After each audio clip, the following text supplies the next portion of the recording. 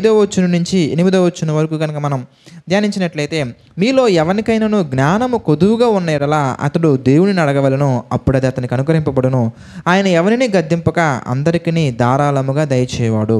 ప్రియులారా, మరి జ్ఞానం విషయంలో మరి దేవుని యొక్క వాక్యం సెలవిస్తుంది. మీకు ఆల్రెడీ తెలియజేశాను. లోక జ్ఞానం వేరు, దేవుని జ్ఞానం వేరు అనే విషయం తెలియజేయడం జరిగింది. మరి లోక జ్ఞానం వల్ల ఏం ఉపయోగాలు ఉంటాయి, ఏం నష్టాలు ఉంటాయి అనే విషయం చెప్పడం జరిగింది. మరి దేవుని జ్ఞానం వల్ల ఎన్ని ఉపయోగాలు ఉంటాయనే విషయం కూడా చెప్పడం జరిగింది. దయచేసి ఎవరైనా కనుక ఫస్ట్ టైం ఈ విషయాన్ని, ఈ యొక్క లైవ్ని ఫస్ట్ టైం చూస్తున్నట్లయితే కనుక దయచేసి ప్రియులారా, మరి యాకోబు గారు రాసినటువంటి పత్రికను మరి నేను ఇది ఐ థింక్ పార్ట్ 4 or 5 అనుకుంటా. మరి మిగిలినటువంటి విషయాలు పైన ఉన్నాయి, జాగ్రత్తగా దయచేసి చక్కగా చూస్తూ రండి. బ్రదర్ ఒక్కొక్క పార్ట్ ఒక 40 minutes, 50 minutes, 1 hour ఉంటుందండి అనే ఆలోచన కనుక మీకు కలిగినట్లయితే కనుక దయచేసి గమనించండి ప్రియులారా. ఇది verse to verse explanation study classes. అంటే ఒక్కొక్క వచనాన్ని డీటెయిల్గా డెప్త్గా చూసే సెషన్స్ కనుక ఇక్కడ ఇలాగే ఉంటుందండి. లేదు బ్రదర్, నాకు ఒక ½ an hourలో యాకోబు పత్రిక మీద ఫుల్ క్లారిటీ కావాలి అనుకుంటే కనుక దయచేసి మమ్మల్ని కాంటాక్ట్ అవ్వండి. మరి మీకు స్క్రీన్ మీద నెంబర్ చూపిస్తున్నాం కనుక ఆ నెంబర్ మీరు సంప్రదించినట్లయితే యాకోబు గారు రాసినటువంటి పత్రికని ½ an hourలో ఎక్స్ప్లెయిన్ చేసినటువంటి వీడియోస్ ఉన్నాయి. మరి ½ an hourని ఎలా మనం సెగ్రిగేట్ చేసుకుంటూ వెళ్ళాలి, డివిజన్ చేసుకుంటూ వెళ్ళాలి అనే వీడియోస్ కూడా ఉన్నాయి కనుక దయచేసి మమ్మల్ని సంప్రదించండి, మీకు ప్రత్యేకించి చెప్పడం జరుగుతుంది. లేదు మీకు ఇంకా వేగంగా కావాలంటే కనుక 10 minutesలో కూడా ఈ యొక్క విషయాన్ని చెప్పడం జరుగుతుంది. దయచేసి ఇది గమనించండి. ఇది వర్స్ టు వర్స్ ఎక్స్ప్లెనేషన్, అంటే ఒక్కొక్క వచనాన్ని డెప్త్గా డీటెయిల్గా ధ్యానించే కార్యక్రమం కనుక మీరు దయచేసి ఓపికగా ప్రతి విషయాన్ని తెలుసుకోవాల్సిందిగా ప్రభు పేరిట మనం చేసుకుంటున్నాను. లేదు బ్రదర్, నాకు ఫాస్ట్గా కావాలంటే కనుక మరి ఈ యొక్క స్క్రీన్ మీద మీకు కనబడుతున్న నెంబర్ని మీరు కాంటాక్ట్ అయినట్లయితే కనుక మేము తప్పకుండా మీకు డీటెయిల్స్ మీకు షేర్ చేస్తాము. సో ఇక్కడ మనం గమనించినట్లయితే దేవుని యొక్క జ్ఞానం అనేది ప్రార్థన ద్వారా దొరుకుతుంది అనే విషయాన్ని దేవుడు మనకి చక్కగా చెప్పడం జరుగుతుంది. సో ఇక్కడ మనం ఒకసారి హౌ టు రీడ్ బైబుల్ అనే ఆ ప్రోగ్రామ్, ఆ వీడియోని మళ్ళీ ఒకసారి మీరు జాగ్రత్తగా రివైజ్ చేసుకోవాలి. ఎందుకంటే జ్ఞానం మనకి రావాలంటే కనుక కేవలం ప్రార్థన ద్వారా మాత్రమే కాదు, ప్రార్థన కూడా చేయాలి. మరి మనం జ్ఞానం సంపాదించుకోవాలంటే, దేవుని జ్ఞానం మనకు రావాలంటే మనం ప్రార్థన ఒక్కటే చేస్తే సరిపోదు ప్రియులారా. ప్రార్థనతో పాటు ఇంకా చేయవలసినటువంటివి కొన్ని ఉన్నాయి. అందుకే వేర్ అనే స్టెప్ మనం ఆలోచించాలి. హౌ టు రీడ్ బైబుల్లో వేర్ అనే స్టెప్ కనుక మనం ఒకసారి, వేర్ అనే ఆ పాయింట్ని కనుక మనం ఒకసారి మళ్ళీ జ్ఞాపకం చేసుకున్నట్లయితే కనుక ప్రభు యొక్క వాక్యం అనేది కొంత ఇచ్చోటు ఉంటుంది, కొంత మరో చోటు ఉంటుంది. ఒక సబ్జెక్ట్, ఒక థీమ్కి సంబంధించినటువంటి ఒక కన్క్లూజన్కి మనం వచ్చే ముందు మనం ఏం చేయాలంటే, అనేక సందర్భాలలో ఈ అంశం గురించి ప్రభు ఎవరెవరితో మాట్లాడారు, ఏ కాలానికి సంబంధించింది, ఎందుకు అలా మాట్లాడారు, ఇంకెక్కడెక్కడ ఉన్నాయి అనే ఈ 4 విషయాల పట్ల కూడా మనం ఒక విషయాన్ని మనం క్లారిటీ తెచ్చుకొని మనం ముందుకెళ్ళగలగాలి. మరి ఇక్కడ ఈ వచనాన్ని బట్టి మనకి ఏం అర్థం అవుతుందంటే, మనం ప్రార్థన చేసినట్లయితే కనుక మనకి జ్ఞానం పుష్కలంగా దొరుకుతుంది అనే విషయం మనకు అర్థమవుతుంది. అయితే మరికొన్ని విషయాలు కూడా మనం ఒకసారి కన్సిడర్ చేసుకున్నట్లయితే కనుక, మనం జ్ఞానం సంపాదించుకోవాలి అంటే, బైబిల్ జ్ఞానం మనకి రావాలి అంటే, బైబిల్ మనకి ఈజీగా అర్థం అవ్వాలంటే మనం ఏం చేయాలంటే, మరొక పాయింట్ కూడా మనం జాగ్రత్తగా గమనించినట్లయితే ప్రియులారా, మరి సామెతల గ్రంథము 9వ అధ్యాయము 10వ వచనాన్ని ఒకసారి మనం చూద్దామండి. సామెతల గ్రంథము 9వ అధ్యాయము 10వ వచనాన్ని కూడా ఒకసారి మనం జాగ్రత్తగా ధ్యానించినట్లయితే ప్రియులారా, మరి మొట్టమొదటి పాయింట్, మనం జ్ఞానం సంపాదించుకోవాలంటే ప్రార్థన చేయాలి. రెండో పాయింట్ మనం గమనించినట్లయితే ప్రియులారా, సామెతల గ్రంథము 9వ అధ్యాయము 10వ వచనం మనం చూస్తే, యెహోవా యందు భయభక్తులు కలిగి ఉండుటయే జ్ఞానమునకు మూలము. అంటే ప్రియులారా, ప్రార్థన మాత్రమే కాదు, దేవుని ఎడల మనకి ఏం ఉండాలంటే భయము ప్లస్ భక్తి. భక్తి ఒకటే ఉంటే సరిపోదు, లేదా భయం ఒకటి ఉంటే సరిపోదు. భయము ప్లస్ భక్తి కలిగి ఉంటేనే మనకి జ్ఞానం సంపాదించుకోవడానికి మూలము. అంటే మన జ్ఞానవంతులుగా మారాలంటే, బైబిల్ మనకి ఈజీగా అర్థం అవ్వాలంటే, ఏదో సెషన్స్ నోట్ చేసుకోవాలి కాబట్టి రెగ్యులర్గా సెషన్స్కి అటెండ్ అవ్వటం, లేదంటే రెగ్యులర్గా ఉండటం కాదండి ప్రియులారా. మనకి దేవుడు అంటే భయము భక్తి ఉండాలి. ఏదైనా ఒక విషయాన్ని మనం నేర్చుకున్నప్పుడు, ఏదైనా ఒక విషయాన్ని దేవుడు మనకి ఈ బైబిల్ స్టడీ ద్వారా తెలియజేసినప్పుడు ఆ విషయం పట్ల మనకి భయభక్తులు కలిగి ఉండాలి. అనగా దేవుడు లోకానుసారమైనటువంటి చూడొద్దు అని వాక్యానుసారంగా మనల్ని హెచ్చరించినప్పుడు, వాక్యానుసారంగా మనకు తెలియజేసినప్పుడు, బైబిల్ స్టడీలో మీకు అర్థమైనప్పుడు, బైబిల్ని మీరు ధ్యానిస్తున్నప్పుడు, దేవుడు మీకు తెలియజేసినప్పుడు ఆ విషయంలో మీరు ఎలా ఉండాలంటే, దేవుడంటే భయం కలిగి, అదేవిధంగా దేవుడంటే భక్తి కలిగి మనం నడుచుకోగలగాలి. ప్రతి విషయాన్ని కూడా నీ ఇష్ట ప్రకారంగా కాకుండా, నీ ఆలోచన చొప్పున కాకుండా, దేవుని యొక్క ఆలోచన చొప్పున అంగీకరించే మనస్సు మనకు ఉండాలి. మనం చదువుకుంటూ వెళ్ళిపోవడం కాదు, మనం చదువుకోవడం కంటే ముందు ప్రార్థించాలి, ప్రార్థనాపూర్వకంగా మనం సిద్ధపడాలి. ప్రార్థనాపూర్వకంగా సిద్ధపడటం మాత్రమే కాదు ప్రియులారా, ఒక విషయాన్ని మనం చర్చించాలనుకున్నప్పుడు, ఒక విషయాన్ని మనం ధ్యానించాలనుకున్నప్పుడు, ఒక విషయం గురించి మనకు ఒక స్పష్టత రావాలనుకున్నప్పుడు ప్రార్థనాపూర్వకంగా సిద్ధపడటం మాత్రమే కాదు, కానీ దానితో పాటుగా మనం ఏం చేయాలంటే ప్రియులారా, దేవుని వల్ల భయభక్తులు కలిగి మనం ఉండగలగాలి. అంటే దేవుడు ఏ విషయాన్ని చెప్పినా మన హృదయానికి కఠినంగా అనిపించినా కానీ, మన హృదయానికి బాధాకరంగా అనిపించినా కానీ దానిని మనం ప్రేమతో అంగీకరించగలగాలి. అందుకే యాకోబు గారు రాసినటువంటి పత్రికలోనే మనం చూస్తే 1వ అధ్యాయంలో మనం చూడొచ్చండి, 21వ వచనం మనం చూస్తే, యాకోబు గారు రాసినటువంటి పత్రికలోనే, అంటే అదే అధ్యాయంలో కనుక మనం 21వ వచనం మనం చూస్తే, అందుచేత సమస్త కల్మషమును విర్రవిగుచున్న దుష్టత్వమును మాని, ఏమంటే సమస్త కల్మషమును విర్రవిగుచున్న దుష్టత్వమును మాని లోపల నాటబడి మీ ఆత్మలను రక్షించుటకు శక్తిగల వాక్యమును సాత్వికముతో అంగీకరించండి. అంటే మనం ఎలా యాక్సెప్ట్ చేయాలంటే వాక్యం పట్ల శ్రద్ధతోటి అంగీకరించగలగాలి, సాత్వికమైన మనసుతో మనం అంగీకరించగలగాలి. అంతేగాని ఎవరినో దృష్టిలో పెట్టుకొని బైబిల్ చదవకూడదండి, ఎవరికో ఏదో చెప్పాలని ఆలోచనతో అసలు చదవకూడదండి. అంటే జనరల్గా బైబిల్ స్టడీకి వచ్చిన తర్వాత కొంతమంది విద్యార్థులను నేను చూసినప్పుడు, దేవుని యొక్క వాక్యాన్ని నేర్చుకున్న కొంతమంది నేను గమనించినప్పుడు అండి, కొంతకాలం మొదట్లో వాళ్ళు చాలా వండర్ఫుల్గా దేవుని యొక్క వాక్యం పట్ల శ్రద్ధ కలిగి ఉంటారండి. వెళ్ళే కొద్ది ఎలా ఆలోచిస్తారంటే, నెక్స్ట్ జరగబోయే సెషన్లో నేను మెసేజ్ చెప్పాలి కనుక ఈ సబ్జెక్ట్ ఇలా చెప్తే బాగుంటుంది, అలా చెప్తే బాగుంటుంది, ఇలా చెప్పాలి, అలా చెప్పాలి, ఎలా గద్దించాలి, ఎలా ఖండించాలి, ఎలా హెచ్చరించాలని ఆ కోణంలో వెళ్ళిపోతూ ఉంటారండి. దయచేసి గమనించండి, ఇతరులకు చెప్పాలి అన్న దానికంటే కూడా మొదటగా మనం ఏం చేయాలంటే అంగీకరించగలగాలి. అనగా వాక్యాన్ని అంగీకరించి మన జీవితాల్లో మనం చూపించే ప్రయత్నం కాదు, మన జీవితంలో మనం చూపించే విషయంలో సక్సెస్ అవ్వాలి. కనుక రెండో పాయింట్ మనకు అర్థమవుతుంది ఏంటంటే దేవుని వల్ల భయభక్తులు కలిగి ఉండాలి. ఇక మూడో విషయం మనం ఆలోచిస్తానండి, సామెతల గ్రంథంలోనే 13వ అధ్యాయంలో ప్రియులారా 20వ వచనాన్ని ఒకసారి మనం చక్కగా మనం ఆ విషయాన్ని కూడా ఆ పాయింట్ కూడా మనం ధ్యానించినట్లయితే, సామెతల గ్రంథము 13వ అధ్యాయము 20వ వచనం చూద్దాం ప్రియులారా. జ్ఞానుల సహవాసము చేయువాడు జ్ఞానము గలవాడగునో, మూర్ఖుల సహవాసము చేయువాడు చెడిపోను. ఓకే ఫైన్, నువ్వు ప్రేయర్ఫుల్గా ఉన్నావు, అలాగే భయభక్తులు కలిగి దేవుని యొక్క వాక్యాన్ని శ్రద్ధగా సాత్వికమైనటువంటి మనస్సుతో అంగీకరిస్తున్నావు, but your fellowship with evil persons, నీ యొక్క సహవాసం ఎవరితో ఉందంటే అపవాది సంబంధులతో ఉంది. నీ యొక్క సహవాసం ఎలా ఉందంటే మూర్ఖులతో ఉంది. నీ యొక్క సహవాసం ఎలా ఉందంటే లోకానుసారమైన వ్యక్తులతో ఉంది. నీ యొక్క సహవాసం ఎలా ఉందంటే లోక సంబంధమైన వారితో ఉంది. అప్పుడు నువ్వు మంచివాడివే. ఎక్కడి వరకు?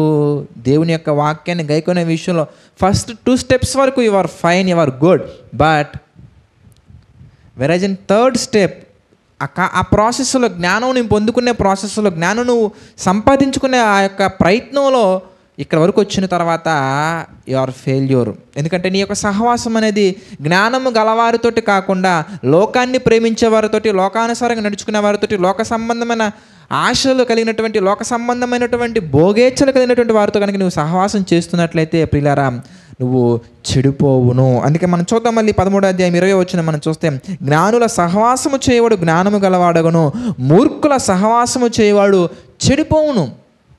కనుక మూడవదిగా మనలో ఏముండాలంటే my dear brothers and sisters, జ్ఞానులతో సహవాసం ఉండగలగాలి. అప్పుడు మనం జ్ఞానం గలవారుగా మారుతాం. సో ఏమేమి అర్థమవుతున్నాయి మనకి? నెంబర్ 1 ప్రేయర్ ఉండాలి. చాలామంది బైబిల్ స్టడీకి శ్రద్ధగా వస్తారు కానీ ప్రేయర్ఫుల్గా రారండి. ప్రేయర్ఫుల్గా రావాలి అంటే దేవుని యొక్క వాక్యాన్ని నేర్చుకునేటప్పుడు, దేవుని యొక్క వాక్యాన్ని మనం ధ్యానించేటప్పుడు ఎలా ఉండాలంటే యు మస్ట్ బీ ప్రేయర్ఫుల్. చాలా ప్రార్థనాపూర్వకంగా నువ్వు సిద్ధపడగలగాలి. అలా కాకుండా నేర్చుకుందాం బ్రదర్ చెప్తున్నారు కదా అని మనం వచ్చి పెన్ను పేపర్ తీసుకుని టక రాసుకుంటూ ఉంటే అది రాసుకుంటూనే ఉంటుంది. పేపర్స్ అయిపోతూ ఉంటాయి, నోట్సులు కంప్లీట్ అవుతూ ఉంటాయి, పెన్నులు అయిపోతూ ఉంటాయి, కానీ హృదయంలో ఒక్క మాట కూడా నాటబడదు. అది నాటబడి ఫలించి అభివృద్ధి పొంది విస్తరించగలగాలంటే అంచెలంచెలుగా మనం అభివృద్ధి పొందాలంటే, అంచెలంచెలుగా దీవించబడాలంటే మనం ఏం చేయాలంటే ప్రార్థనాపూర్వకంగా సిద్ధపడాలి. ఒకటి. రెండవది భయభక్తులు కలిగి సాత్వికంతో అంగీకరించగలగాలి.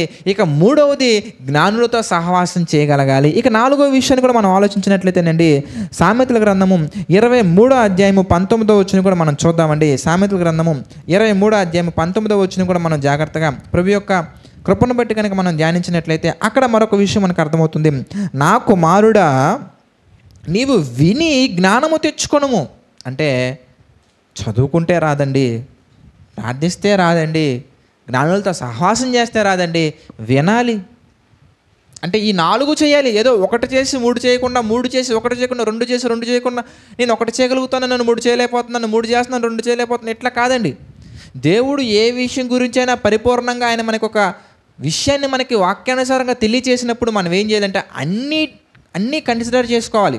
బైబిల్లో ఏదో ఒక మాట మనం పట్టుకొని దాని దగ్గరే మనం ఉండిపోయి అదే నిజమని, అదే స్వచ్ఛమైనటువంటిదని మనం ఆగిపోకూడదండి. అది కూడా స్వచ్ఛమైనది. కంప్లీట్ అవేర్నెస్ మనకు ఉండాలి. సంపూర్ణమైనటువంటి అవగాహన కలిగి, సంపూర్ణమైనటువంటి శ్రద్ధ కలిగి, భయభక్తులు కలిగి మనం నేర్చుకోగలగాలి. అందుకే నా కుమారుడా, 23వ అధ్యాయము సామెతల గ్రంథము 19వ వచనం, నా కుమారుడా జ్ఞానము ఏమంటారండి, విని జ్ఞానము తెచ్చుకొనుము, నీ హృదయమును యథార్థమైన త్రోవల యందు చక్కగా నడిపించుకొనుము. అంటేనండి మనం వినాలి. అందుకే యేసుక్రీస్తు వారు కూడా ఆయన సువార్త ప్రకటించినటువంటి దినాలలో చాలా స్పష్టంగా, చాలా క్లియర్గా ఎప్పుడూ ఒక విషయం గుర్తుంచుకోనండి, దేవుని యొక్క వాక్యం అనేది స్పష్టంగా మనతో మాట్లాడుతుంది. దేవుడు మనతో స్పష్టంగా మాట్లాడతారు. ఆయన ఒక విషయం గురించి హైడ్ చేసుకుంటూ వెళ్ళరు. పౌలు గారు కూడా అంటారు, దేవుని సంకల్పం అంతయు పరిపూర్ణంగా తేటగా నేను మీకు తెలియపరిచి ఉన్నాను. నేనేమి దాచుకోలేదు, నేనేమి హైడ్ చేయలేదు, సంపూర్ణంగా మీకు తెలియచేసి ఉన్నాను. అంటే దేవుని యొక్క వాక్యం ఎప్పుడు కూడా కొంతవరకు ఇన్ఫర్మేషన్ ఇచ్చి రిమైనింగ్ అంతా ఆగిపోయే విధంగా మనకు ఉంటుందండి. మనం బైబిల్ కనుక 66 పుస్తకాలని, నేను మీకు మొన్న చెప్పినట్టుగా ఒక పుస్తకంలో ఒక వచనాన్ని మనం చదువుకుంటున్నప్పుడు ఆ ఒక్క సందర్భంలో ఆ ఒక్క పుస్తకాన్ని మనం ఆధారం చేసుకోకుండా ఆ ఒక్క పుస్తకం అనేది మిగిలినటువంటి 65 పుస్తకాలకు కనెక్ట్ అయి ఉంటుందండి. ప్రతి వచనం కూడా మిగిలిన 65 పుస్తకాలకి ఏదో ఒక రూపంలో, ఏదో ఒక విధంగా మనం చదువుకున్న ఆ వచనానికి సంపూర్ణత చేకూర్చడానికి, పరిపూర్ణత చేకూర్చడానికి మిగిలినటువంటి 65 పుస్తకాలలో ఉన్నటువంటి మిగిలిన అధ్యాయాలలో మిగిలినటువంటి వచనాలతోటి కనెక్షన్ ఉంటుంది. అందుకే సత్యమైనది, ప్రసంగి గ్రంథం 7వ అధ్యాయం 24వ వచనం మనం చూస్తే, సత్యమైనది దూరముగాను బహులోతుగాను ఉన్నది. అంటే మనం డెప్త్గా కూర్చోవాలి, ప్రేయర్ఫుల్గా కూర్చోవాలి, జ్ఞానులతో సహవాసం చేయాలి, భయభక్తులు కలిగి సాత్వికత అంగీకరించగలగాలి. అన్నిటితో పాటుగా మనం ఏం చేయాలంటే దేవుని యొక్క వాక్యాన్ని వినాలి. వినేది వాక్యమా, వాక్చాతుర్యమైనటువంటి కథల మనం గమనించాలండి. ఎందుకంటే వాక్యాన్ని వింటున్నామా, వాక్యం పేరుతోటి స్టోరీస్ వింటున్నామా, వాక్యాన్ని వింటున్నామా, వాక్యం పేరుతోటి పిట్ట కథలు వింటున్నామా, వాక్యాన్ని వింటున్నామా, వాక్యం పేరుతోటి మెమిక్రీ షోస్ ఉంటాయండి, అవి వింటున్నామా అనేది మనం చూసుకోవాలి.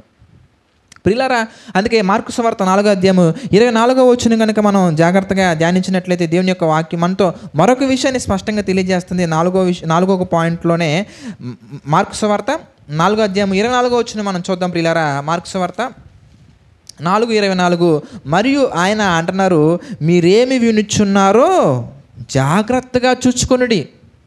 మీరేమి వింటున్నారు జాగ్రత్తగా చూసుకోండి. ఎందుకంటే వినేది వాక్యానుసారమైనది అయితే విశ్వాసం బలపడుతుంది. వినేది వాక్చాతుర్యం అయితే ఏం బలపడతాయండి మనలో? ఎందుకే అంటే దేవునికి విసుగెత్తిచ్చే విషయాలు బలపడతాయి మనలో. అదే వాక్యం వింటే మనం విశ్వాసులుగా మారుతాము. వాక్యానుసారమైన విషయాలు కాకపోతే మనలో ఏం వస్తుంది అంటే వాక్యం రాదు, వాక్చాతుర్యం వస్తుంది. కనుక ప్రియులారా, మనం ఏం కలిగి ఉండాలి? ఎందుకంటే వాక్యం కలిగి ఉండాలి, వాక్యానుసారమైన విషయాలు కలిగి ఉండాలి. కనుక మనం వినే బోధ వాక్యంలో నుంచి చెబుతున్నారా, వాక్యాన్ని అడ్డు పెట్టుకొని కథలు చెబుతున్నారా అనేది మనం జాగ్రత్తగా పరిశీలించుకోవాలి. సో దీన్ని బట్టి మనకు అర్థమవుతుంది, మనకి దేవునికి జ్ఞానం రావాలి అంటే ప్రస్తుతానికి సబ్జెక్ట్కి అర్థమయ్యే విధంగా ఈ 4 విషయాలు మిగిలినటువంటి విషయాలకి ఏదో ఒక విధంగా కనెక్ట్ అవుతూ ఉంటాయండి. సో ఈ 4 విషయాల గురించి మళ్ళీ ఒకసారి మనం జ్ఞాపకం చేసుకున్నట్లయితే కనుక వినాలి, ప్రేయర్ఫుల్గా వినాలి, ప్రేయర్ఫుల్గా వింటూ భయభక్తులు కలిగి ఉండాలి. ప్రేయర్ఫుల్గా వింటూ భయభక్తులు కలిగి జ్ఞానులతో సహవాసం చేయగలగాలి. ఈ విషయాలన్నీ మనం చేస్తేనండి, ఈ విషయాలు కనుక మనం సాధన చేయగలిగితే తప్పకుండా పిల్లారా మనం కూడా జ్ఞానవంతులుగా మారతాము. అది ఈ లోక జ్ఞానము కాదు, కానీ దీని ముందు పాటలో నేను ఎక్స్ప్లెయిన్ చేశాను. జ్ఞానం 2 రకాలుగా ఉంటుంది. లోక సంబంధమైన జ్ఞానము, ప్రకృతి సంబంధమైన జ్ఞానము, అలాగే దేవుని జ్ఞానము, ఆత్మ జ్ఞానము. కనుక మనం దేవుని జ్ఞానాన్ని మనం పొందుకోవాలంటే కనుక ఇప్పటి వరకు మనం మాట్లాడుకున్న విషయాలు ఏవైతే ఉన్నాయో ఆ విషయాల్లో మనం పర్ఫెక్ట్గా ఉండగలిగేలాగా సిద్ధపడగలగాలి. ప్రేయర్ ఉండాలి, వినగలగాలి, భయభక్తులు కలిగి ఉండాలి, జ్ఞానులతో సహవాసం చేయగలగాలి. ఇది మనకు అర్థమవుతుంది. అయితే ఈ 4 ఒక విషయం గురించి ఇక్కడ యాకోబు గారు ప్రస్తావించడం జరుగుతుంది.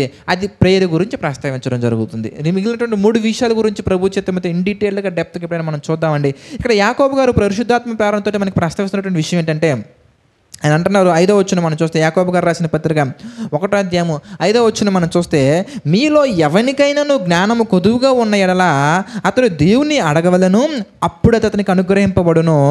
ఆయన ఎవరిని గద్దెంపక అందరికీ ధారాళముగా దయచేయవాడు. కనుక మనం ఏం చేయాలి అంటే, జ్ఞానులతో సహవాసం చేస్తున్నాం, వెరీ గుడ్, బాగుంది. దేవుని యొక్క వాక్యాన్ని శ్రద్ధగా వింటున్నాం, ఇది కూడా బాగానే ఉంది. భయభక్తులు కలిగి ఉన్నాం, ఇది కూడా బాగానే ఉంది.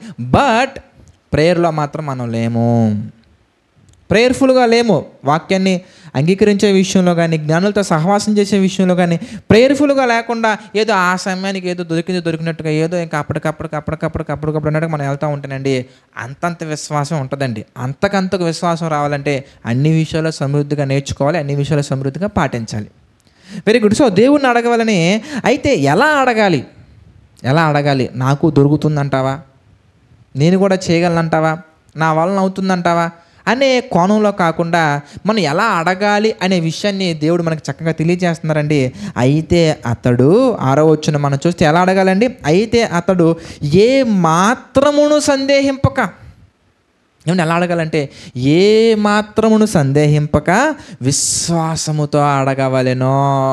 అంటే మనం ఈ యొక్క జ్ఞానం విషయంలోనే కాదండి, మరి ఏ విషయమైనా కానీ ప్రభు సన్నిధిలో మనం ప్రార్థిస్తున్నప్పుడు అది వాక్యానుసారమైనటువంటి విషయం అయితే, ఇంకా క్లియర్గా చెప్పాలంటే ఈ లోకానికి కనెక్ట్ అయ్యేది కాకుండా, ఈ లోకం మట్టుకు మాత్రమే కనెక్ట్ అయ్యేది కాకుండా పర సంబంధమైనదే, ఆత్మ సంబంధమైనదే, దేవునిలో ఎదగటానికి, దేవునిలో బలపడటానికి, దేవునిలో అనేక మంది నడిపించటానికి మనం ఏ విషయం అడిగినా కానీ ఆ విషయాన్ని మనం ఎలా అడగాలంటే సందేహముతో కాకుండా, అల్ప విశ్వాసముతో కాకుండా.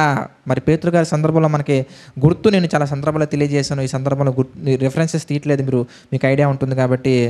పేతురుతో అంటారు ఆయన, పేతురు అల్ప విశ్వాసము కలిగి ఎందుకు సందేహపడితివి? ఎందుకు సందేహం వచ్చింది నీకంటే?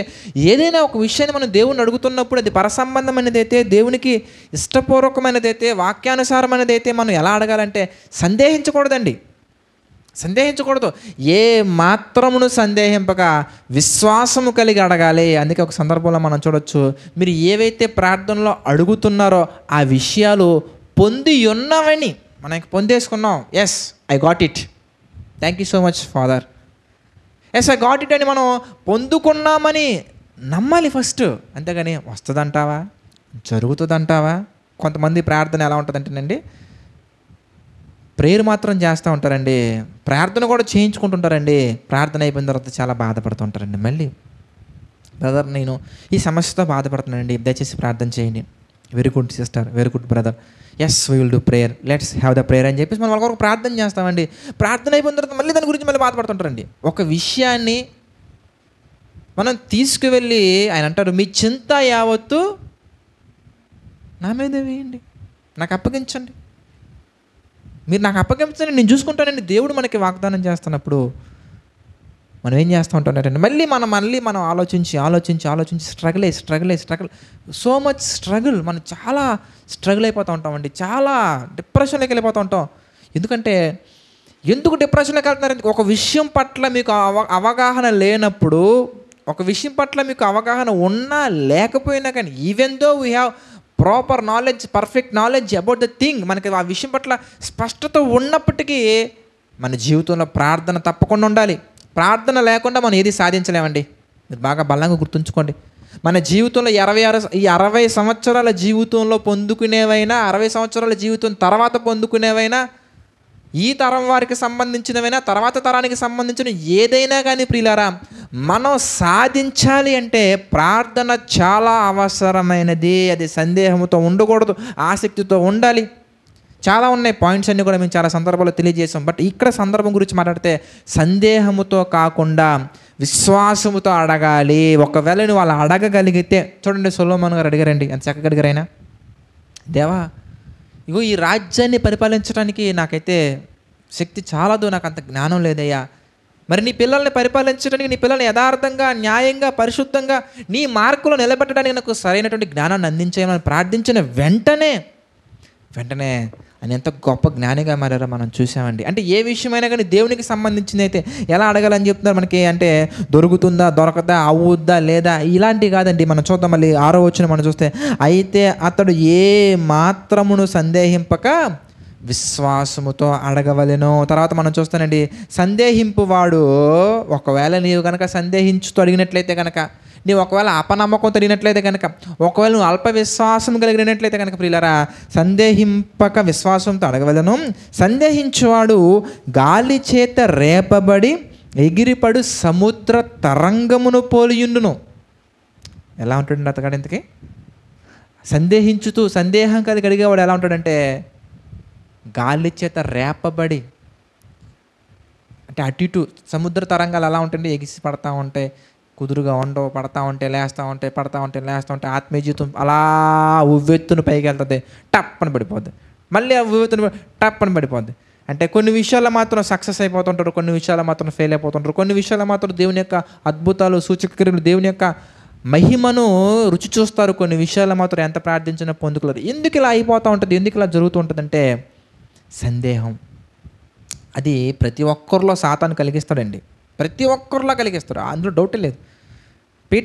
పేతురు గారి జీవితంలో కూడా కలిగింది, బాప్తిస్మం ఇచ్చే యోహాను గారి జీవితంలో కూడా జరిగింది, ప్రవక్తల జీవితాల్లో కూడా జరిగింది. ప్రతి ఒక్కరి జీవితంలో సందేహాలు అనేవి అపవాది కలిగిస్తాడు. అలాగనే అందరికీ కలిగింది కదా నాకు కలుగుద్దులు అంత ఆశ్చర్యం ఉందని అనకూడదండి. అందరిలో కలిగింది కనుక వాళ్ళ జీవితాలు ఇక్కడ మన కళ్ళ ముందు పెట్టారు కనుక మనం ఇంకా వెళ్ళకూడదు. We should not look at them, we should not focus the things. మన ప్రేయర్ సందేహించకుండా ఉండాలి. ఒకవేళ సందేహంతో అడిగితే కనుక అందులో దేవుడు క్లియర్గా స్పష్టంగా చెప్పేస్తున్నారు ఏమని, ఒకవేళ నీవు కనుక సందేహంతో అడిగితే కనుక ఆయన అంటున్నాడు, అతను ఎలా ఉంటాడంటే సందేహించువాడు గాలి చేత రేపబడి ఎగిరిపడు సముద్ర తరంగమును పోలియుండును. అట్టి మనుష్యుడు, అలాంటి వాడు ఎలా ఉంటాడంటే ద్విమనస్కుడై, కొంతసేపు దేవుడు అంటాడు, కొంతసేపు లాక్కుంటాడు, కొంతసేపు దేవుడు అంటాడు, కొంతసేపు లాక్కుంటాడు, కొంతసేపు కావాలంటాడు, కొంతసేపు వస్తుంటాడు, కొంతసేపు నిలబడతాడు, కొంచెం నిలబడినాడు, కొంతసేపు చేస్తాడు, కొంతసేపు చేయనంటాడు. ద్విమనస్కుడు. ఒక దాని మీద తిన్నగా నిలబడరు, ఆ పడవ మీద కాళ్ళేస్తారు, ఈ పడవ మీద కాళ్ళేస్తారు, ఇది కావాలంటారు, అది కావాలంటారు, చల్లగా ఉండరు, వెచ్చగా ఉండరు. నీ క్రియలు ఎలా ఉన్నాయి ఇంతకు, చల్లగా లేకుండా వెచ్చగా లేకుండా నిలువెచ్చగా, అంటే ద్విమనస్కులు, రెండు మనస్సులు కలిగినటువంటి ద్విమనస్కులై ఎలా ఉన్నారంటే ఇంతకే ద్విమనస్కుడై తన సమస్త మార్గముల యందు అస్థిరుడు గనుక ప్రభువు వలన తనకేమైనా దొరుకునని తలంచుకోకూడదు. ఒకసారి ఫ్లో మొత్తం మళ్ళీ చూస్తానంటే 1వ అధ్యాయం 1వ వచనం నుంచి మళ్ళీ ఫ్లో మొత్తం మనం చూస్తే ప్రియులారా, మనం శోధనలో పడినప్పుడు మహా ఆనందం మనం ఎంచుకోవాలి. ఆ శోధనలు అనేవి మనం ఎందుకు వస్తున్నాయి మనం ఐడెంటిఫై చేయగలగాలి. అది ప్రభువు పెట్టే పరీక్ష. అది మనం భరించగలిగినంతకంటే దేవుడు మనకి ఎక్కువ ఏమో అందించట్లేదు మనం గమనించగలగాలి. ఆ శోధనలో జయించాలంటే మనకి ఏం ఉండాలి, విశ్వాసం ఉండాలి. ఆ విశ్వాసం మనకి రావాలంటే వాక్యం కావాలి. ఆ వాక్యం అనగా జ్ఞానము. ఆ జ్ఞానము యేసుక్రీస్తునందు ఉంది. ఆ జ్ఞానం మనలో తక్కువగా ఉంటే ఫ్లో వస్తుందని జాగ్రత్తగా మీరు గమనించాలి. ఆ జ్ఞానం మనలో తక్కువగా ఉంటే కనుక దేవుడిని అడగాలి. దేవుడిని అడగటం మాత్రమే కాదు, జ్ఞానం ఇంకొన్ని పాయింట్స్ నేను యాడ్ చేసినటువంటి ఆ 4 పాయింట్స్ మీరు కన్సిడర్ చేసుకోండి.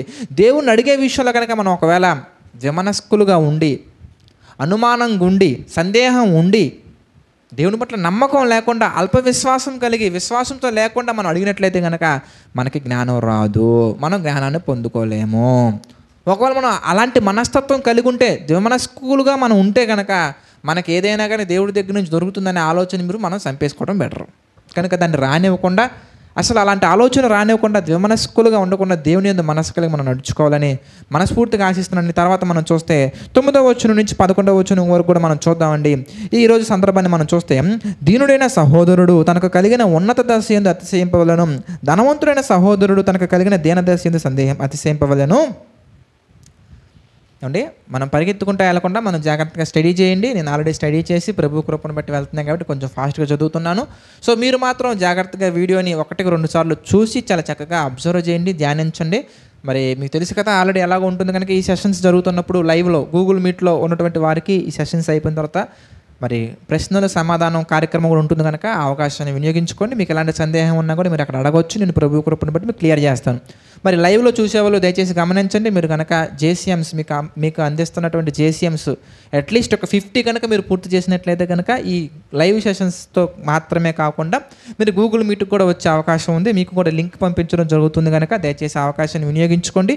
ఈరోజు మనం మాట్లాడుకున్నటువంటి సందర్భంలో మీకు ఎలాంటి ప్రశ్నలు ఉన్నా ఎలాంటి సందేహాలు ఉన్నా కూడా ప్రభు కృపను బట్టి వాక్యానుసారంగా నేను తెలియజేస్తాను కనుక దయచేసి మరి ఈ మీట్ అయిన తర్వాత ఈ లైవ్ క్లోజ్ అయిపోయిన తర్వాత ఆఖరి ప్రార్థన అయిపోయిన తర్వాత దయచేసి గూగుల్ మీట్లో ఉన్నటువంటి వారు మీకు సందేహాలు ఉంటే కనుక దయచేసి ఉండండి, మీకు సమాధానం నేను క్లియర్ చేస్తాను. సో రైట్, 9వ వచనం నుంచి 11వ వచనం వరకు మనం చూస్తే, దీనుడైన సహోదరుడు తనకు కలిగిన ఉన్నత దశ యందు అతిశయింపవలెను, ధనవంతుడైన సహోదరుడు తనకు కలిగిన దీనదశ యందు అతిశయింపవలెను. ఏలయనగా ఇతడు గడ్డి పువ్వు వలె గతించిపోవును. సూర్యుడు ఉదయించి వడగాలి కొట్టి గడ్డిని మార్చివేయగా దాని పువ్వురాలును దాని స్వరూప సౌందర్యమును నశించును. అలాగే ధనవంతుడును తన ప్రయత్నములలో వాడిపోవును. ప్రియులారా, మరి ఈ 9 నుంచి 11 వచనాలు చాలా ట్రిక్కీగా మనకు కనబడతా ఉంటాయి. కానీ జాగ్రత్తగా మనం ప్రభు జ్ఞానంతో మనం ధ్యానించినట్లయితే కనుక we can get more things, చాలా విషయాలు మనకు అర్థమవుతుందండి. సో ఈ 9 నుంచి 11 వచనాలు కూడా మనకి క్లియర్గా మనకు అర్థం అవ్వాలంటే చిన్న కాన్సెప్ట్ మళ్ళీ మనం ప్రభు కృపను బట్టి మనం ధ్యానించినట్లయితే మనకు అర్థమవుతుందండి. అందులో ముఖ్యంగా ఈ అంశంలోకి మనం వెళ్ళడం కంటే ముందు, దీనుడైన సహోదరుడు తనకు కలిగిన ఉన్నత దశ యందు అతిశయించాలి, ధనవంతుడైన సహోదరుడు తనకు కలిగిన దీనదశ యందు అతిశయించాలి. అతిశయించడం అనే పదాన్ని కనుక మనం జాగ్రత్తగా ఇక్కడ గమనించినట్లయితే, ప్రియులారా, దేని యందు మనం అతిశయించాలి అనగానే జనరల్గా ప్రతి ఒక్కరు కూడా ఇక్కడ ధనవంతులు అనే పదాన్ని ఇక్కడ వాడడం జరిగింది కాబట్టి మనకి అర్థమైపోతుంది, ఆటోమేటిక్గా అర్థమైపోతుంది. ధనంలో రిచ్నెస్ లేదంటే పూర్ అనే విషయం గురించి ఇక్కడ దేవుడు మాట్లాడుతూ ఆత్మ సంబంధమైనటువంటి అనేకమైన లోతైన విషయాలు ఇక్కడ మనకి ఇంట్రడ్యూస్ చేస్తున్నారు. అందులో మొదటగా మనం ఆలోచించినట్లయితే ప్రియులారా, దీనుడైన సహోదరుడు తనకు కలిగిన ఉన్నత దశ యందు అతిశయించాలి. ఏమండి, మరి దీనుడైన సహోదరుడు అనగా దాని అర్థం ఏంటి? ఇంతకీ తనకు కలిగిన ఉన్నత దశ అంటే అర్థం ఏంటి? ఇంతకని మనం ఆలోచించినట్లయితే ప్రియులారా, దేవుని యొక్క వాక్యం మనం జాగ్రత్తగా మనం ధ్యానిస్తే అపోస్తుల కార్యాల్లో ఒక సందర్భం ఉంటుందండి. ఆ సందర్భాన్ని మనం జాగ్రత్తగా చూసిన తర్వాత ఇంకొన్ని విషయాలు మనం జాగ్రత్తగా స్టడీ చేసిన తర్వాత ఇక్కడికి వద్దామండి. అప్పుడు మనకి ఆ వచనాలు 9 నుంచి 11 వచనాలు చాలా స్పష్టంగా చాలా క్లియర్గా మనకు అర్థమవుతాయి. సో అపోస్తుల కార్యాల్లోకి వెళ్ళి మనం ఒక సందర్భాన్ని మనం చూద్దాం. అది చూస్తే ఇక్కడ చెప్పబడినటువంటి విషయాల గురించి ఒక అవగాహన మనకు వస్తుంది. అపోస్తుల కార్యాలలో 2వ అధ్యాయం మనం చూద్దామండి. అపోస్తుల కార్యాలు 2వ అధ్యాయం మనం చూస్తే, అపోస్తుల కార్యాలు 2వ అధ్యాయం మనం చూస్తే 44వ వచనాన్ని మనం చూద్దామండి. 44వ వచనం మనం జాగ్రత్తగా గమనించినట్లయితే, విశ్వసించిన వారందరూ ఏకముగా కూడి తమకు కలిగినదంతా సమిష్టిగా ఉంచుకునిరి. ఇది కాక వారు తమ స్థిరాస్తులను అమ్మి అందరికీ వారి వారి అక్కర కొలది పంచిపెట్టిరి. ప్రియులారా, ఎవరైతే అక్కరగా ఉన్నారో, ఎవరైతే సమస్యల్లో ఉన్నారో, ఎవరైతే మరి అవసరత కలిగి ఉన్నారో, వారి అవసరతలను ఎవరు తీర్చారయ్యా అంటే ఇతర సహోదరులు తీర్చారు. ఇంతకీ వీరు అని మనం గమనించినట్లయితే మరి మనం 41వ వచనం మనం చూద్దాం. 41వ వచనం మనం చూస్తే, కాబట్టి అతని వాక్యము అంగీకరించిన వారు బాప్తిస్మం పొందిరి.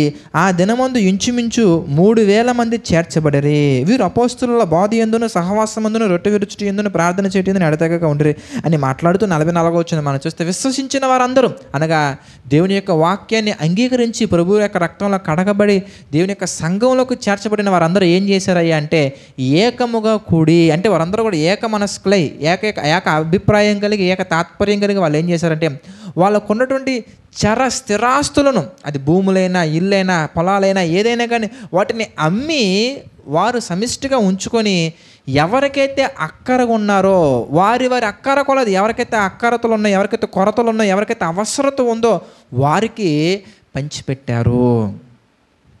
అంటే ప్రభు యొక్క వాక్యాన్ని జాగ్రత్తగా మనం ఇక్కడ గమనించినట్లయితే మరొక సందర్భాన్ని కూడా మనం చూద్దాం. అపోస్తుల కార్యాల్లోనే మరి 4వ అధ్యాయంలో 32వ వచనం మనం చూద్దామండి. అపోస్తుల కార్యాలు 4వ అధ్యాయం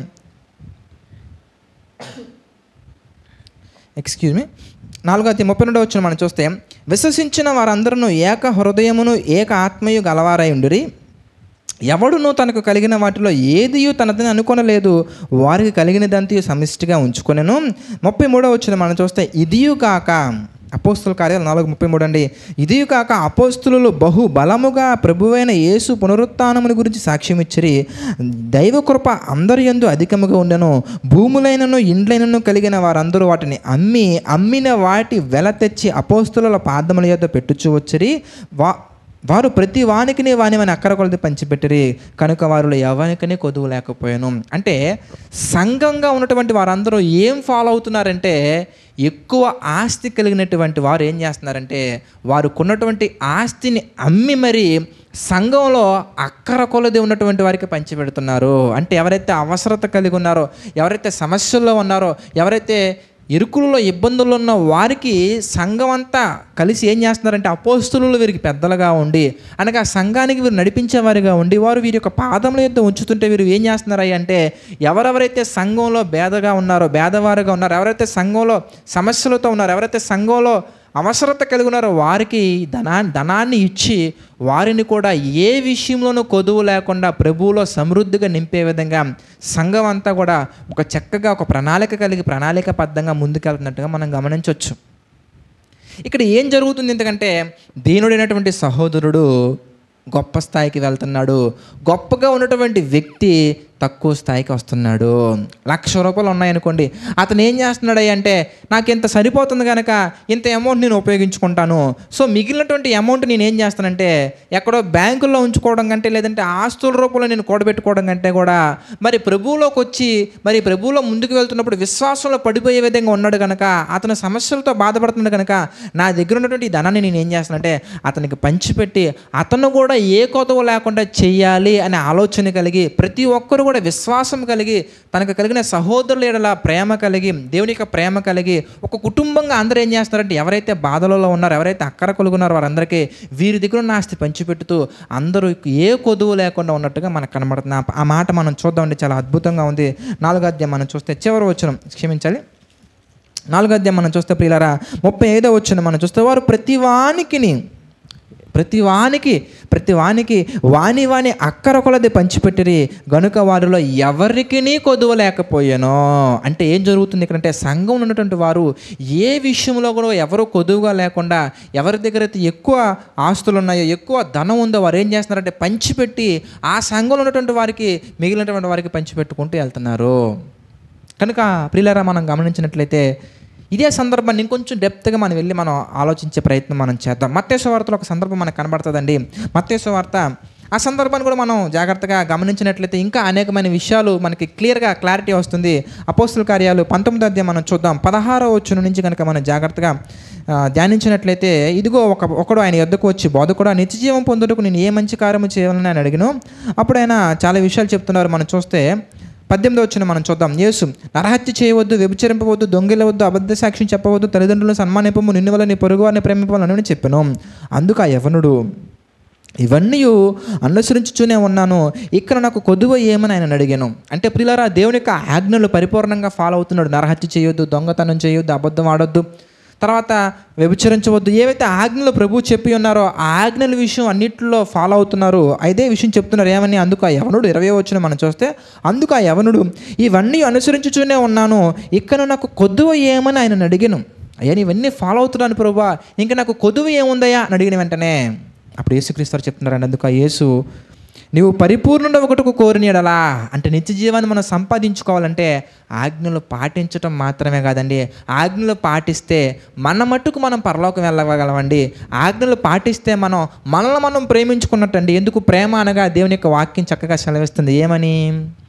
ప్రేమ అంటే ఏంటంటే యోహాను గారు రాసిన మొదటి పత్రిక 5వ అధ్యాయం 2వ వచనం ప్రకారంగా, 2వ యోహాను పత్రికలో చెప్పబడిన వచనాల ప్రకారంగా ప్రేమ అంటే ఏంటి? దేవుని యొక్క ఆజ్ఞలు గైకొనుటే ప్రేమ. మరి దేవుని యొక్క ఆజ్ఞలు మనం గైకొంటున్నామంటే దాని అర్థం ఏంటంటే మనం ప్రేమిస్తున్నావు. ఎవరిని ప్రేమిస్తున్నావు అంటే దేవుణ్ణి ప్రేమిస్తున్నావు. దేవుణ్ణి ప్రేమించడం వల్ల ఏమవుతుందంటే మన ఆత్మ పరలోకానికి వెళ్తుంది, నరకానికి వెళ్ళకుండా ఆత్మ పరలోకానికి వెళ్తుంది. వెరీ గుడ్, బాగుంది. అది దేవుణ్ణి మనం ప్రేమిస్తున్నాము, మనల్ని మనం ప్రేమించుకున్నట్టు బాగుంది. కానీ దేవుడు అంటున్నారండి, నిన్ను వల్లే నీ పొరుగు వారిని ప్రేమించుము అంటే దాని అర్థం నిన్ను కాపాడుకోవటం మాత్రమే కాకుండా ఇతరులను కూడా ప్రభు యొక్క సన్నిధిలో నడిపించాలి. నువ్వు కాపాడుకునే ప్రయత్నంలో నువ్వు ఉండి సక్సెస్ అయితే కనుక, అంటే పాపం విషయంలో నువ్వు జాగ్రత్తగా ఉండి పాపము చేయకుండా పరిశుద్ధంగా ఉండే ప్రయత్నంలో నువ్వు ఉంటే కనుక but you are not a fulfil person. నువ్వు పరిపూర్ణుడు కాదు. నువ్వు పరిపూర్ణుడిగా కావాలంటే కనుక, సంపూర్ణుడిగా కావాలంటే కనుక మనం చదువుకున్న యాకోబు పత్రిక 1వ అధ్యాయం 1వ వచనంలో మనం చదువుకున్న ఏమనే, మీరు పరిపూర్ణులను, సంపూర్ణులను, అనునాంగులను కావాలి. అంటే మనం సంపూర్ణత సంపాదించాలంటే మనం ఏం చేయాలంటే మన దగ్గర ఉన్న ధనాన్ని, అదే విషయం చెప్తున్నారు. ఏమని యేసుక్రీస్తు వారు చెప్తున్నారు మనం చూస్తే మత్తయి సువార్త 19వ అధ్యాయం 21వ వచనం మనం చూస్తే, అందుకు యేసు, నీవు పరిపూర్ణుడు ఒకటికి కోరిన యెడల, నీవు ఒకవేళ పరిపూర్ణుడిగా మారాలి అంటే కనుక పోయి నీ ఆస్తిని అమ్మి బేదలకిమ్ము, అప్పుడు పరలోకమందు నీకు ధనము కలుగును, నీవు వచ్చి నన్ను వెంబడించుమని అతనితో చెప్పాను. అంటే పరిపూర్ణుడిగా మనం మారాలంటే, పరిపూర్ణమైనటువంటి వ్యక్తులుగా మనం మారాలంటే మన దగ్గర ఉన్న ధనాన్ని మనం ఏం చేయాలంటే ప్రియులారా, మనం బేదలకు ఇవ్వగలగాలి. బేదలు అంటే ఎవరింతకే అంటే బస్ స్టాండ్లో నకిలీ బేదలు ఉన్నారు, రైల్వే స్టేషన్స్లో, బస్ స్టాండ్స్లో, లేదంటే రోడ్ల మీద నకిలీ బేదలు ఉన్నారు, నిజమైన బేదలు ఉన్నారండి. అందుకే బేదలు అనగానే దేవుని యొక్క వాక్యం సెలవిస్తుంది, అక్కరత అవసరత ఉన్నవాళ్ళు మాత్రమే కాకుండా మరి ముఖ్యంగా దేవుని యొక్క వాక్యం సెలవిస్తుంది, బేదలకు సువార్త ప్రకటించబడుచున్నది. జేసీఎంస్లో క్లియర్గా ఎక్స్ప్లెయిన్ చేయడం జరిగింది, బేదలు అంటే ఎవరు అనే విషయం చెప్పడం జరిగింది. కనుక సువార్త ప్రకటించాలి. సువార్త ప్రకటించడం ద్వారా ఏమవుతుందంటే ప్రియులారా, అన్నీ కవర్ అయిపోతాయి. బేదలకు సువార్త ప్రకటించబడుతుందనే సందర్భం మనకి మీరు ఒకసారి జేసీఎంస్ మళ్ళీ ఒకసారి రెఫర్ చేయండి. సో ఆస్తినేమి బేదలకి ఇమ్ము, అప్పుడు పరలోకమందు నీకు ధనము కలుగునంటే దాని అర్థం ఏంటంటే ప్రియులారా, మనం అన్ని విషయాల్లో పరిపూర్ణులుగా మారాలి అంటే దేవుని యొక్క ఆజ్ఞలు గైకొనడం మాత్రమే కాకుండా మన దగ్గర ఉన్న ధనాన్ని బేదలకు పంచిపెట్టాలి. ఇది సలహా కాదు, బేదలకు పంచిపెట్టాలనేది సలహా కాదు, ఇది కూడా ఒక ఆజ్ఞ. ఎందుకు ఆజ్ఞ? ఇంతకీ తిమోతికి రాసినటువంటి మొదటి పత్రిక మనం చూస్తే ప్రియులారా, తిమోతికి రాసిన మొదటి పత్రిక 6వ అధ్యాయం మనం చూద్దామండి. తిమోతికి రాసినటువంటి మొదటి పత్రిక 6వ అధ్యాయం 17వ వచనం మనం చూద్దాం ప్రియులారా. తిమోతికి రాసిన మొదటి పత్రిక 6వ అధ్యాయం 17వ వచనం, ఇహమందు ధనవంతులైన వారు, మరి ఈ భూమి మీద ధనవంతులైన వారు గర్విష్ఠులు కాక అస్థిరమైన ధనము యందు నమ్మిక ఉంచక సుఖముగా అనుభవించుటకు సమస్తమును మనకు ధారాళముగా దయచేయి దేవుని యందు నమ్మిక ఉంచమని ఆజ్ఞాపించుము. అంటే ఆజ్ఞ, ధనవంతులుగా ఉన్నావు కనుక నీవు సుఖంగా అనుభవించడానికి కాదు, ఆ ధనం నీకున్న దేనికి సుఖంగా అనుభవించడానికి కాదు, లేదంటే సుఖంగా నువ్వు మాత్రమే బలపడటానికి, సుఖంగా నువ్వు మాత్రం ఎదగటానికి కాదు అది నీకు ఇచ్చింది. ఇంతకీ ధనం ఎక్కడి నుంచి వస్తుంది మనకి? ఇంతకీ ఏమండి ధనం ఎక్కడి నుంచి వస్తుంది? ఇంతకీ ధనం ఎక్కడి నుంచి వస్తుందంటే ప్రసంగి గ్రంథం మనం చూద్దాం ప్రియులారా. ప్రసంగి గ్రంథంలో మనం చూస్తే 5వ అధ్యాయంలో ఒక సందర్భాన్ని మనం చూద్దాం. ధనం అనేది మనం అనుకుంటూ ఉంటాం మన యొక్క గొప్పతనం బట్టి, లేదా మనం ఏదో చేసాం కాబట్టి మనకు వస్తుంది అనుకుంటామండి. ప్రసంగి గ్రంథం మనం చూస్తానండి, 5వ అధ్యాయం మనం చూద్దామండి. ప్రసంగి గ్రంథము 5వ అధ్యాయము ఏమండి, ప్రసంగి గ్రంథం 5వ అధ్యాయం 19వ వచనం మనం చూద్దామండి. మరియు దేవుడు ఒకనికి ధనధాన్య సమృద్ధి ఇచ్చి తన యందు తన భాగం అనుభవించుటకు, అన్నపానములు పుచ్చుకొనుటకు, తన కష్టార్జితమందు సంతోషించుటకు వీలు కలగచేసిన ఎడల అతనికి ఆ స్థితి దేవుని ఆశీర్వాదము వలన కలిగినదనుకొనవలెను. అంటే ఒకనికి ధనము ధాన్యము సమృద్ధిగా వచ్చిందంటే అది టాలెంట్ బట్టి, లేదంటే అది స్కిల్స్ బట్టి, అది బిజినెస్ డెవలప్ అవటం బట్టి కాదు. ఆ స్థితి దేవుని యొక్క ఆశీర్వాదం వల్ల నీకు ఇవ్వబడటం జరిగింది తప్ప అది నీ యొక్క గొప్పతనాన్ని బట్టి కాదు. ఇంకా చాలా సందర్భాలు మనం ప్రసంగి గ్రంథంలో మనం చూస్తే చాలా మనకు కనబడతాయండి. మరి ధనం అనేది ఏదో మన సొంత టాలెంట్ బట్టి, మన సొంత జ్ఞానం బట్టి రాదండి. అది ప్రభు యొక్క కృపను బట్టి, ప్రభు యొక్క అనుగ్రహాన్ని బట్టి మనకు వస్తుంది అని మళ్ళీ చూద్దాం అన్నమాట. ఒకనికి దేవుడు ఒకనికి ధనధాన్య సమృద్ధి ఇచ్చి దాని యందు తన భాగం అనుభవించుటకును, అన్నపానములు పుచ్చుకున్నటకును, తన కష్టార్జిత ముందు సంతోషించుటకును వీలు కలుగ చేసిన ఎడలా అతనికి ఆ స్థితి దేవుని యొక్క ఆశీర్వాదము వలన కలిగినది అనుకొనవలెను. అంటే అది దేవుని ఆశీర్వాదమే తప్ప మన గొప్పతనం ఏమీ కాదండి. మరి ఎందుకు దేవుడు ఆ ఆశీర్వాదాన్ని మనకి ఇస్తున్నారయ్యా అంటే, దేవునికి నీ మీద ఒక నమ్మకం ఉంది. ఏంటి ఆ నమ్మకం అంటే, ధనాన్ని ఇతరుల కంటే కూడా నీవు పర్ఫెక్ట్గా ఈక్వల్గా డిస్ట్రిబ్యూట్ చేయగలనే నమ్మకం దేవుడికి నీకు ఉంది కనుక దేవుడు నీకు అది ఇవ్వటం జరుగుతుంది. కానీ మనం ఏమైపోయామంటే ఏహమందు గర్విష్ఠులుగా మారిపోయాం. తిమోతికి రాసిన మొదటి పత్రిక మనం చూస్తే 6వ అధ్యాయం మనం చూద్దామండి. 17వ వచనం మనం చూస్తే, మన ధనం రాకముందు ఒకలాగుండి ధనం వచ్చిన తర్వాత ఎలా మారిపోయామయ్యా అంటే, దేవుడు చెప్తున్నారు, ఏహమందు ధనవంతులైన వారు గర్విష్ఠులు కాక ఎలా మారిపోయారంటే గర్విష్ఠులుగా మారిపోతున్నారండి. సో ధనం ఉన్నటువంటి వాళ్ళు గర్విష్ఠులు కాకుండా ఏం చేయాలంటే ఆయన చెప్తున్నారు, అస్థిరమైన ధనము యందు నమ్మిక ఉంచక, ఈరోజు ఉంటుంది రేపు ఉండదు. ధనం నీతో పాటు రాదు ప్రియులారా. ధనం అనేది ఎప్పటికీ మనతో ఉండదు. అస్థిరమైన ధనం మీద నమ్మిక ఉంచక ఏం చేయాలి, ఎంతకే సుఖముగా అనుభవించుటకు సమస్తమును మనకు ధారాళముగా దయచి దేవుని మీద నమ్మిక ఉంచునని ఆజ్ఞాపించుము. 18వ వచనం 19వ వచనం మనం చూడగలిగినట్లయితే, ధ్యానించగలిగినట్లయితే, వారు వాస్తవమైన జీవమును సంపాదించుకునే నిమిత్తము, ఈ లోకంలో అనుభవించడం అనేది వాస్తవమైన జీవితం కాదు, అది వాస్తవమైన జీవితం.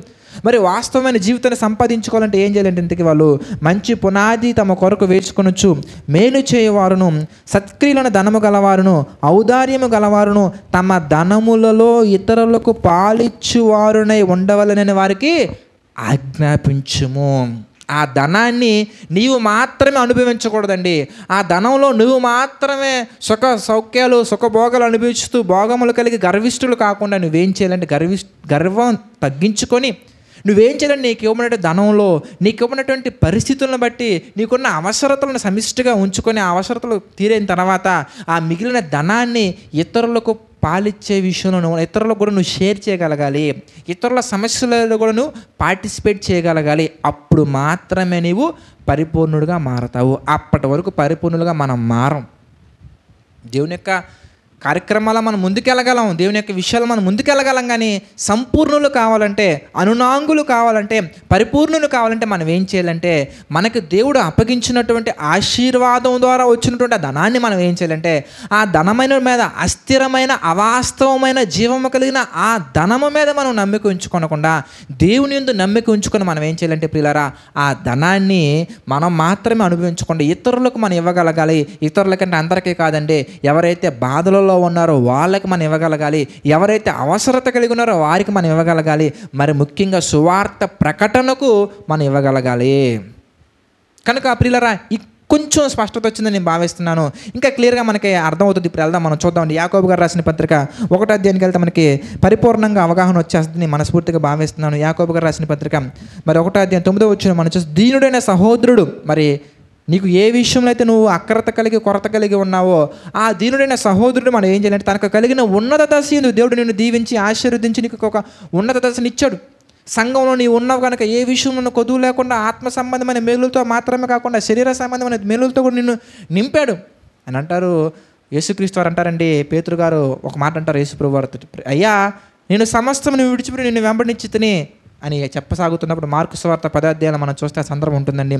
యేసుప్రభు వారు అంటారు, నా నిమిత్తమును సువార్త నిమిత్తమును త్యాగము చేసినటువంటి వాడు భూములైనను, ఇండ్లనైనను, తల్లిదండ్రులనైనను, అక్క చెల్లెండ్లైనను, అన్నదమ్ములనైనా విడిచిన వాడు ఇకమందు హింసలతో పాటు నూరంతలుగా పొందుకుంటారు. అంటే ప్రభువులకు మనం వచ్చిన తర్వాత హింసలు ఉంటాయండి, నూరంతలుగా దీవెనలు ఉంటాయండి. కొదువు లేకుండా మనం ఉంటామండి. మనం కొదువు కలిగి ఉన్నప్పుడు, సమస్యల్లో ఉన్నప్పుడు బాధపడి ఇబ్బంది పడి దేవుని స్తుతించి దేవుని ఆరాధించి దేవుని మహిమపరిచి మేలులు పొందుకున్నాక మనం ఒక ఉన్నతమైన స్థితిలోకి వచ్చిన తర్వాత మనం ప్రభువుని విడిచిపెట్టకూడదు. ఇక్కడ ఉన్నత దశ అతిశయించాలంటే దాని అర్థం ఏంటో తెలుసా? దాని అర్థం కలిగిన ధనము మీద కాదు. అందుకే అస్థిరమైన ధనము యందు నమ్మిక ఉంచక, అంటే ధనం పట్ల మనం నమ్మిక ఉంచకూడదు, ధనాన్ని బట్టి మనం అతిశయించకూడదు. అలాగే ధనవంతుడైన సహోదరుడు, మరి నువ్వు ధనవంతుడిగా మారావు కనుక, ధనవంతుడిగా ఉన్నావు కనుక, ప్రభువులోకి వచ్చిన తర్వాత కావచ్చు, ప్రభువులోకి రాకముందు కావచ్చు, ధనవంతుడుగా ఉండి ప్రభువులోకి వచ్చిన తర్వాత ధనవంతుడిగా మారిన నీవు ఇతరులకు పంచి పెడతావు కనుక నీవు దీనదశలోకి వెళ్ళిపోతావు కనుక ఆ దీనదశ ఏందో అతిశయించాలి. అంటే అయ్యయ్యో ఎలా ఎందుకు అయిపోయిందని నువ్వు అతిశయించడం కాదని అర్థం. దేవుని యొక్క వాక్యం సెలవిస్తుంది, ప్రభు యొక్క వాక్యం సెలవిస్తుంది. ప్రియులారా, కొరింథీయులకు రాసిన మొదటి పత్రిక మనం చూద్దాం. కొరింథీయులకు రాసిన మొదటి పత్రిక మొదటి అధ్యాయం మనం చూస్తే 31వ వచనం మనం చూద్దామండి. కొరింథీయులకు రాసినటువంటి మొదటి పత్రిక మొదటి అధ్యాయం 31వ వచనం మనం చూస్తే, అతిశయించువాడు ప్రభువునందే అతిశయింపవలెను. ప్రభువుకే మహిమ కలుగును గాక. ధనము యందు లేదంటే గుణము యందు లేదంటే ప్రియులారా లోక సంబంధమైనటువంటి వ్యాపారంలో బలపడిన తర్వాత లేదంటే ఎన్నో మేలులు పొందుకున్నాక ఆ మేలులు బట్టి కాదు, ఆ మేలులు మనకు అనుగ్రహించిన దేవుని బట్టి అతిశయించాలి. మన క్యారెక్టర్ని బట్టి కాదు, ఆ క్యారెక్టర్ మనకు అనుగ్రహించిన ప్రభువుని బట్టి మనం అతిశయించాలి. మన జీవితంలో ఏది జరిగినా కానీ అది మేలు అవ్వచ్చు, కీడు సంబంధమైనది అవ్వచ్చు, శోధన అవ్వచ్చు, పరిశోధన అవ్వచ్చు, పరీక్ష అవ్వచ్చు, ఏదైనా కానీ మనం దేని యందు అతిశయించాలంటే ప్రియులారా ధనము యందు అతిశయించకూడదు, ధనము మీద నమ్మకం ఉంచకూడదు. అస్థిరమైన ధనము మీద నమ్మకం ఉంచకుండా మనం ప్రభువునందు అతిశయించాలి. నేను ఎందుకు ఈ స్థితిలోకి వచ్చానంటే ప్రభువు నామానికి మహిమ కలగాలనే కదా. నేను ఎందుకు ఈ స్థితిలోకి వచ్చానంటే ప్రభువు నన్ను ఎన్నుకున్నాడు కాబట్టే కదా. నా అప్పులు ఎందుకు తీరిపోయాయి, నా యొక్క జీవితంలో స్వస్థత ఎందుకు కలిగింది, నా జీవితంలో ఈ మేలు ఎందుకు కలిగింది అంటే అవన్నీ కూడా ప్రభువు నమ్మటం బట్టే కదా, ప్రభువు నీ జీవితంలో జరిగించినటువంటి మేలు బట్టే కదా. కనుక దీనుడైన సహోదరుడు ఏం చేయాలి అంటే తనకు కలిగిన ఉన్నత దశను అతిశయించాలి. అందుకే దేవుని యొక్క వాక్యం సెలవిస్తుందండి, దీనులైనటువంటి వారిని ఆశీర్వదించడం అంటే ప్రియులారా ఈ యొక్క లోక సంబంధమైన అస్థిరమైన ధనాన్ని ఇచ్చి ఆశీర్వదించడం కాదు. దేవుని యొక్క కాన్సెప్ట్, దేవుని యొక్క ఉద్దేశం, దేవుని యొక్క ప్రణాళిక ఏంటంటే అదే యాకోబు గారు రాసిన పత్రికలో 2వ అధ్యాయం మనం చూస్తే ప్రియులారా 5వ వచనం మనం చూద్దామండి. యాకోబు గారు రాసిన పత్రిక 2వ అధ్యాయం 5వ వచనం మనం చూస్తే, నా ప్రియ సహోదరులారా ఆలకించుడి, నా ప్రియ సహోదరులారా ఆలకించుడి, ఈ లోక విషయంలో దరిద్రులైన వారిని విశ్వాసమందు భాగ్యవంతులుగాను. అంటే ఎక్కడ దేవుడు భాగ్యవంతులుగా చేయాలనుకుంటున్నారు, ఎక్కడ దేవుడు ధనవంతులుగా చేయాలనుకుంటున్నారు, ఎక్కడ దేవుడు ఐశ్వర్యవంతులుగా చేయాలనుకుంటున్నారంటే బిల్డింగ్లు 2 BHK 3 BHK పొలాలు, మిద్దులు, కార్లు, ఏసీ హెల్మెట్లు, ఇవన్నీ కాదండి. ఆయన చేయాలనుకుంటుంది విశ్వాసంలో ధనవంతులుగా చేయాలనుకుంటున్నారు, విశ్వాసంలో ఐశ్వర్యవంతులుగా చేయాలనుకుంటున్నారు, వాక్యం విషయంలో ధనవంతులుగా చేయాలనుకుంటున్నారు. ఎందుకంటే వాక్యం అనేది వెండి కంటే, అపరంజి కంటే, ముత్యముల కంటే, పగడముల కంటే అన్నిటికంటే గొప్పది కనుక ఆ జ్ఞానము విషయంలో అజ్ఞానులుగా నిన్ను ఉంచకుండా జ్ఞానము గలవారికి నిన్ను ఉంచాలనుకున్నారు కనుక మనం దేని యందు అతిశయించాలంటే ప్రభువునందు అతిశయించాలి. కనుక ఇక్కడ మనకు కనబడుతున్నట్టు 9వ వచనంలో 10వ వచనంలో కూడా ప్రభువు మనల్ని దీన దశలో ఉంచారు కనుక అతిశయించాలి. దేన్ని బట్టి అంటే ప్రభువు నామాన్ని బట్టి. అదే యోబు గారు అంటారండి. యోబు గారు ఏమంటారు, మనం చదువుకున్నాం కదా 1వ అధ్యాయం ప్రారంభంలో. యోబు గారు ఏమంటారు, దేవుడు ఇచ్చెను, దేవుడు తీసుకొనెను, దేవుని కొరకు వచ్చెను, దేవుని కొరకు ఇవ్వవలసి వచ్చెను, దేవుని కొరకు మన దగ్గరికి వచ్చెను, దేవుని కొరకు ఇవ్వవలసి వచ్చెను. కనుక దేవుడు ఇచ్చెను, దేవుడు తీసుకొనెను. సమస్త విషయములలో సమస్త పరిస్థితులను బట్టి దేవునికే మహిమ కలుగును గాక, యెహోవా నామమునకే స్తుతి కలుగును గాక. అలాంటి మనస్తత్వం నీకు కలిగి నువ్వేం చేయాలంటే దీన దశలో ఉన్నా, ఉన్నత దశలో ఉన్నా ఆ స్థితి మీద నమ్మకం ఉంచకుండా ఆ స్థితిని బట్టి, ఆ స్థితి నీకు తీసుకొచ్చినందుకు ప్రభువుని బట్టి ప్రభువు నామానికి మహిమ చెల్లించుకుంటూ దేవుని మనం స్తుతించగలగాలి, దేవుని మనం ఆరాధించగలగాలి. అదే విషయం చెప్తున్నారు. ఏమని, దీనుడైన సహోదరుడు తనకు కలిగిన ఉన్నత దశను అతిశయింపవలెను, ధనవంతుడైన సహోదరుడు తనకు కలిగిన దీన దశను అతిశయింపవలెను. ఎలా అనగా ఇతడు గడ్డి పువ్వు వలె గతించిపోవును. ఎవరంటే ధనం మీద నమ్మకం ఉంచుకున్నటువంటి వారు, ధనాన్ని బట్టి అతిశయించేవారు, ధనం మీద ఆశ కలిగి బ్రతికేవాళ్ళు మరి గడ్డి పువ్వు వల్ల గతించిపోను. మరి మనం తర్వాత చూస్తే 11వ వచనం మనం చూస్తే, సూర్యుడు ఉదయించి వడగాలి కొట్టి గడ్డిని మార్చివేయగా దాని పువ్వురాలను, దాని స్వరూప సౌందర్యమును నశించిపోను, అలాగే ధనవంతుడు తన ప్రయత్నములలో వాడిపోవును. అంటే అతిశయించడం అనేది ధనాన్ని బట్టి కనుక నువ్వు ఒకవేళ వెళ్ళగలిగినట్లయితే కదా, ధనం మీద కనుక నువ్వు ఆశ కలిగి నువ్వు వెళ్ళగలిగినట్లయితే కనుక సమస్త ప్రయత్నములలో వాడిపోతావు. కనుక ధనం మీద నమ్మకుంచకుండా, ధనాన్ని బట్టి అతిశయించకుండా, దేవుడు నీకు ఇచ్చినటువంటి మేలుల మీద కూడా నువ్వు అతిశయించకుండా ప్రభువు నామాన్ని బట్టి అతిశయించాలి, ప్రభువుని బట్టి అతిశయించాలి అంతే. కనుక ఒకవేళ ధనవంతుడు ఏ విధంగా సమస్త విషయాల్లో వాడిపోతాడంటే ఆ విషయాలు కూడా కొన్ని సరదాగా ఆ విషయాలు కూడా మనం ప్రభువు నామాన్ని బట్టి మనం చూద్దామండి. మరి ప్రసంగి గ్రంథము 6వ అధ్యాయం మనం చూస్తే 2వ వచనం మనం చూద్దాం ప్రియులారా. ప్రసంగి గ్రంథము 6వ అధ్యాయం 2వ వచనం మనం చూస్తే క్యాజువల్గా మనం చూద్దామండి. ప్రసంగి గ్రంథం 6:2 మనం చూస్తే ప్రియులారా, అక్కడ మనకి కొన్ని సందర్భాలు మనకు కనబడుతూ ఉంటాయి. అంటే ధనవంతుడు కనుక ఒకవేళ ధనం మీద మనకి ఆశ కలిగి బ్రతికితే కనుక అతను ఎలా ఉంటాడు అనే విషయాలు మనం చూస్తే ప్రసంగి గ్రంథం 6:2 మనం చూస్తే, ఏమనగా దేవుడు ఒకనికి ధనధాన్య సమృద్ధి ఘనతను అనుగ్రహించును, అతడు ఏమి కోరుకొనినను అది అతనికి తక్కువ కాకును, ఆయనను దాన్ని అనుభవించుటకు దేవుడు వానికి శక్తి అనుగ్రహింపడు, అన్యుడు దాన్ని అనుభవించును. కనుక దేవుడు వద్దు, ధనం కావాలి, గుణం వద్దు, ధనం కావాలని ధనం మీద ఆశ కలిగి, ధనం మీద ప్రేమ కలిగి, ధనం మీద మమకారం కలిగి, ధనం మీద మోహము కలిగి మనం వెళ్ళామంటే కనుక ప్రియులారా పొందుకుంటాం, కానీ మనం అనుభవించమండి. మనం ఎవరు అనుభవిస్తారే దాన్ని అంటే అన్యుడు అనుభవించవలసిన అవసరం వస్తుంది. ఇది మాత్రమే కాకుండా ప్రసంగి గ్రంథంలోనే 5వ అధ్యాయంలో మరి తర్వాత నెక్స్ట్ ఇటు పక్క ఉంది, మీరు చూడండి. ప్రసంగి గ్రంథం 5వ అధ్యాయం 10వ నుంచి 12వ వరకు మనం చూద్దామండి. ద్రవ్యమును అపేక్షించేవాడు ద్రవ్యం చేత తృప్తి పొందడు, ధన సమృద్ధిని అపేక్షించేవాడు దాని చేత తృప్తి పొందడు, ఇది వ్యర్థమే. ఆస్తి ఎక్కువైన ఎడల ఏమవుతుంది? ఆస్తి ఎక్కువైన ఎడల దాన్ని భక్షించేవారుని ఎక్కువ వగుదురు. కన్నులారా చూచుటియేగాక ఆస్తిపరునికి ఆస్తి వలన ప్రయోజనం ఏముందండి? కనుక మనం ఎంత సంపాదించుకున్నా కానీ ఆ ఆస్తిని చూడడం తప్ప మనకి ఏం ఉపయోగం లేదండి. ఆఖరిగా మరొక మాట మనం చూద్దామండి ప్రియులారా. తిమోతికి రాసిన మొదటి పత్రిక 6వ అధ్యాయము, తిమోతికి రాసినటువంటి మొదటి పత్రిక 6వ అధ్యాయము 9 నుంచి 10 వరకు మనం చూద్దామండి. ధనవంతులకు అపేక్షించేవారు శోధనలోను, ఊరిలోను, అవివేక యుక్తములోను, హానికరంలోను, అనేక దురాశలను పడుదురు. అట్టివి మనుషులను నష్టంలోను, నాశనంలోను ముంచివేయును.